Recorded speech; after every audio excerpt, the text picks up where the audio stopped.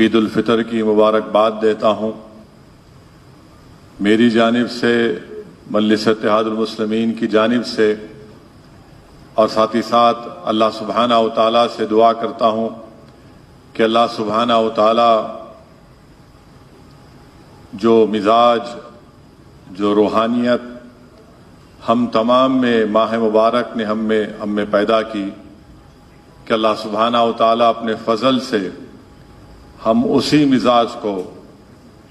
اسی طرح اللہ سے جو ہم نے فرما برداری کی اور حلال چیزوں کو ہم نے چھوڑ دیا اللہ کے حکم پر، یہ ضروری ہے کہ آنے والے 11 مہینے میں بھی ہم اسی مزاج کو، اسی تقوی کو، اللہ سے اپنی محبت کو اور مضبوط کریں تاکہ ہم دین اور دنیا میں کامیاب ہو سکیں۔ اور ساتھ ہی ساتھ اس بات کا خاص خیال رکھیے کہ جن کو اللہ نے توفیق دی، جنہوں نے ماہ مبارک کے پورے روزے رکھے، پوری تراویحاں پڑھی، رات میں شب بیداری کی، قرآن کی تلاوت کی، زکوٰۃ کو نکالا، وہ اپنے اعمال کے اوپر غرور نہ کریں، اس لیے کہ رسول اللہ صلی اللہ علیہ وسلم نے حدیث شریف میں فرمایا کہ رسول اللہ صلی اللہ علیہ وسلم نے ارشاد فرمایا، حدیث شریف میں آیا کہ آقا نے فرمایا کہ ایک شخص 500 سال اللہ کی عبادت کیا، 500 سال اللہ کی عبادت کیا اور پلک جھپکنے تک بھی کوئی اس میں غفلت نہیں کی، اور جب اللہ سبحانہ و تعالیٰ کے پاس پیش کیا گیا تو اللہ نے کہا کہ اس کو میرے فضل سے جنت میں داخل کرو۔ تو وہ شخص تعجب کیا اور اللہ سبحانہ و تعالیٰ سے عرض کیا کہ یا اللہ، میں جو 500 سال عبادت کیا اس کا کیا؟ تو اللہ نے فرشتوں کو حکم دیا کہ رک جاؤ، اس کو جنت میں مت ڈالو، یہ اپنے اعمال کا حساب پیش کرنا چاہے گا۔ اس کو لایا گیا اور اللہ سبحانہ و تعالیٰ نے میزان کے سامنے اس کے 500 سال کی عبادت کو رکھ دیا، اور اس کے بعد اللہ سبحانہ و تعالیٰ نے فرشتوں کو حکم دیا کہ اس کی آنکھ کی بینائی نکال کر ایک طرف ایک پلڑے میں رکھ دو۔ تو آنکھ کی جب بینائی نکال کر ایک پلڑے میں رکھا گیا تو 500 سال کی عبادت سے زیادہ ہو گئی، وہ 500 سال کی عبادت سے زیادہ ہوگی۔ تو معلوم ہوا، علماء کرام نے لکھا کہ انسان کبھی بھی اپنے اعمال پر غرور نہ کرے، غرور کریں گے تو پھر وہ 500 سال کی عبادت اللہ سبحانہ و تعالیٰ نے اس کے ایک آنکھ کی روشنی کو، بینائی کو نکال کر رکھ دیا، وہ 500 سال کی عبادت سے زیادہ تھی۔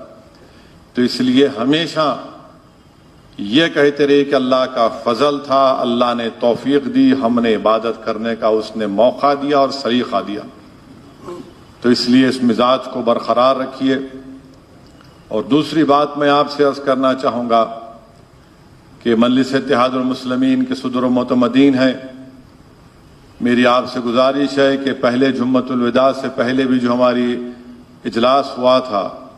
اس میں نے ووٹر لسٹ کے تعلق سے آپ تمام سے گزارش کی تھی، اس پر آپ ذرا توجہ لیجئے۔ نام برقرار رہنے چاہیے ووٹر لسٹ میں،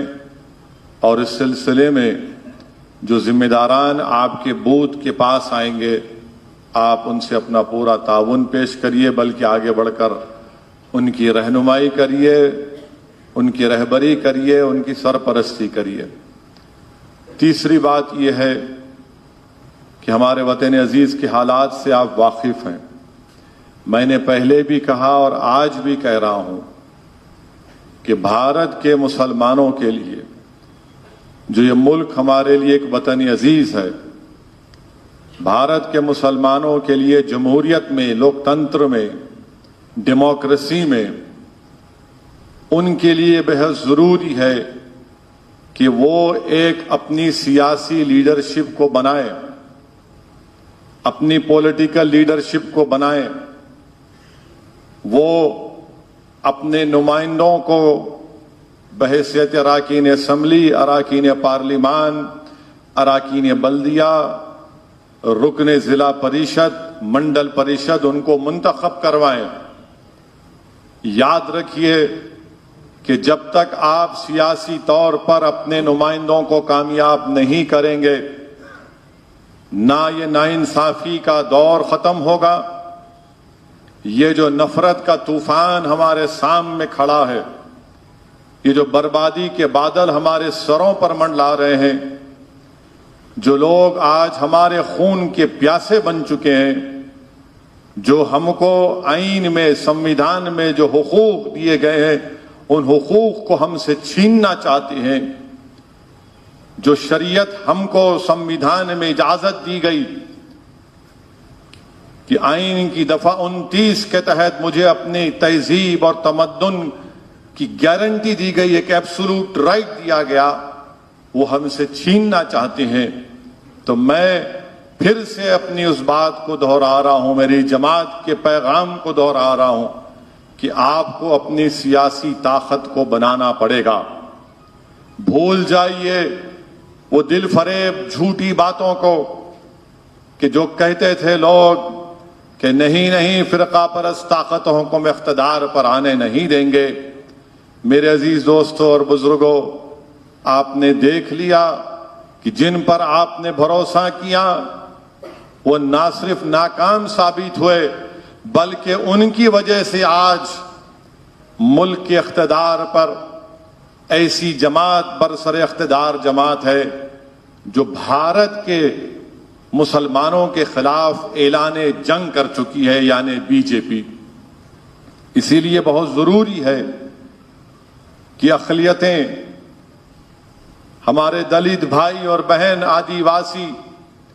میری اس بات کا نوٹ لیں، سیاسی طاقت بنیے۔ اگر آپ کو اپنی تہذیب، تمدن کو، بلکہ اس وطن عزیز کو بچانا ہے، اس وطن عزیز کی خوبصورتی کو، اس کی پلورلزم کو، اس کی ڈائیورسٹی کو بچانا ہے، تو کوئی ایک راستہ نہیں ہے بلکہ صرف ایک ہی راستہ ہے کہ وہ یہ ہے کہ آپ ایک سیاسی طاقت بن کر ابھریے۔ اتر پردیش میں ہم پکارتے رہے، ہم کہتے رہے کہ دیکھو آپ میں یہ اتنی طاقت نہیں ہے کہ آپ کسی حکومت کو بدل سکیں، آپ میں اتنی طاقت تھی، ہے اور رہے گی کہ آپ اپنے نمائندوں کو کامیاب کر سکیں گے۔ مگر ہوا کیا؟ وہی پرانی سیاست، ناکام سیاست جو پچھلے 50-60 سال سے کھیلی جا رہی ہے مسلمانوں سے، اس کو دہرایا گیا اتر پردیش میں،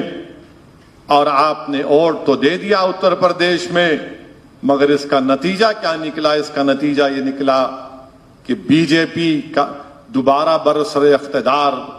جماعت بن کر ابھری۔ اگر آپ اپنے نمائندوں کو کامیاب کر لیتے، اگر آپ اپنی آواز کو اتر پردیش کے ویدھان سبھا میں پہنچا دیتے، تو آپ کے لیے لڑنے کے لیے، آپ کے حق کے مطالبے کے لیے آئین کا حوالہ دے کر آپ کی جان اور مال اور تہذیب کا تحفظ کی لڑائی کو لڑ سکتا تھا۔ مگر آپ کے دماغوں میں یہ بات ڈال دی گئی کہ نہیں، ہم کو حکومت کو بدلنا ہے، آپ حکومت کو نہیں بدل سکتے۔ یہ موجودہ دور کی سیاست کو آپ کو سمجھنا ہے۔ میں سیاست کا ایک طالب علم ہوں، اور مجھے جو کچھ اللہ سبحانہ و تعالیٰ نے تھوڑا بہت اپنے فضل سے مجھے سمجھنے کا سلیقہ عطا کیا، جو میں نے سیاست مرحوم قائد سالار ملت کے پیروں کے پاس بیٹھ کر سیکھی، وہ مجھے یہ کہتی ہے کہ یہ موجودہ دور حکومت آپ نہیں بدل سکتے بلکہ اپنے نمائندوں کو کامیاب کر سکتے۔ اس بات کو آپ کو ذہن نشین کرنا ہے۔ یہ کوئی بزدلی کی بات نہیں کر رہا ہوں بلکہ حقیقت کو بیان کر رہا ہوں، اور ہو سکتا کہ میرے اس تقریر کے بعد تبصرے، تنقید شروع ہو جائے گی۔ مجھے ان تنقید کرنے والوں کی کوئی پرواہ نہیں، بلکہ جنہوں نے اپیلیں کی تھی اتر پردیش میں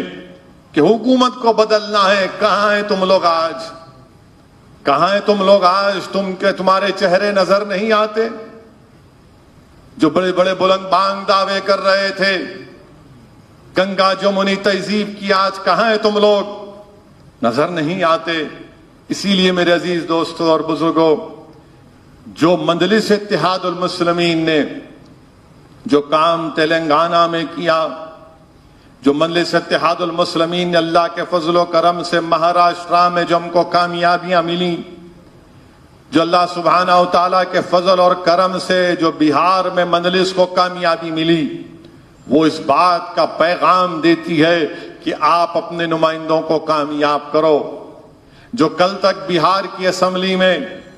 سیمانچل کا نام لینے سے لوگ ڈرتے تھے، کتراتے تھے، شرمندگی محسوس کرتے تھے، آج بہار کی اسمبلی کے سیشن کے دوران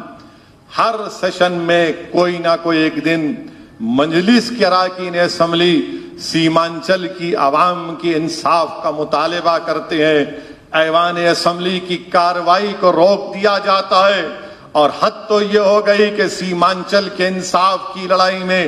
جب بہار پردیش کے صدر اختر علی مان نے لڑائی لڑی تو ان کو اٹھا کر اسمبلی کے باہر رکھ دیا گیا۔ میرے عزیز دوستوں اور بزرگوں، مگر عوام دیکھ رہی ہے کہ کون ان کی آواز کو اٹھا رہا ہے، کون انصاف کی لڑائی لڑ رہا ہے۔ تو مجلس اتحاد المسلمین کے اس پیغام کو آپ کو سمجھنے کی ضرورت ہے۔